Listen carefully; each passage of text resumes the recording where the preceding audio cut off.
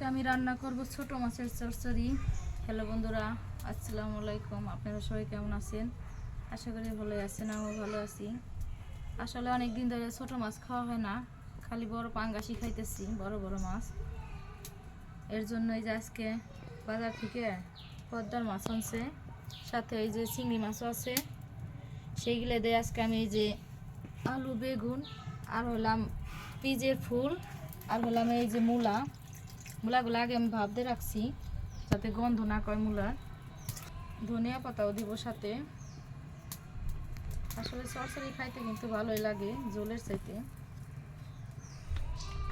আমার সামনে করে মাখায় রেখে চচ্চড়ি রান্না করেন, অবশ্যই কিন্তু কমেন্টে জানায়েন।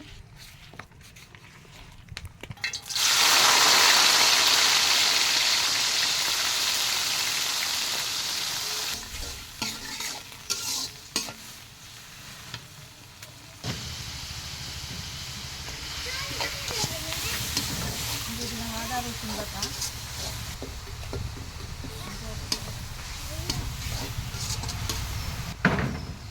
এখন দিয়ে দিব এই যে হলুদের গুঁড়া, সাথে কিন্তু সজের গুঁড়াও মিশিয়ে নেই, আমি একবারে করতে রাখছি। যেহেতু কাঁচা মরিচ অনেকগুলো দিচ্ছি, তার জন্য আর শুকনো মরিচ দিব না।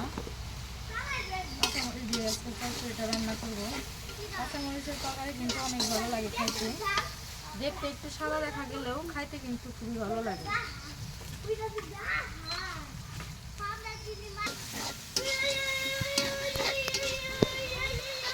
এখন দিয়ে দেবো আমি এই যে তরকারিগুলা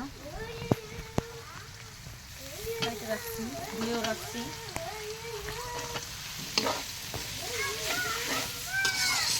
নতুন আলুর তরকারি কিন্তু খাইতে ভালোই লাগে, আমার কাছে তো অনেক ভালো লাগে। এই জন্য আমি আলুটা একটু বেশি দিচ্ছি, আলু আর বেগুন।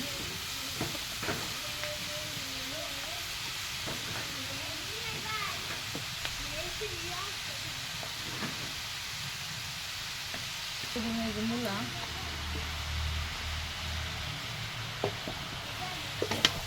ভালো করে নাইড়ে চাইড়ে কষায় নিয়ে বন্ধুরা শেষের দিকে তরকারি কষান হয়ে গেছে। এখন দিয়ে দিব এই যে মাছগুলা,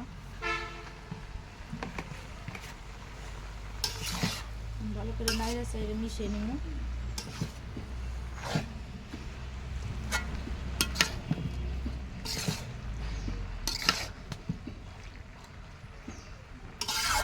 চচ্চড়ি কিন্তু আমার হয়ে গেছে। এই যে ধনিয়া পাতা দিছি উপর দিয়ে।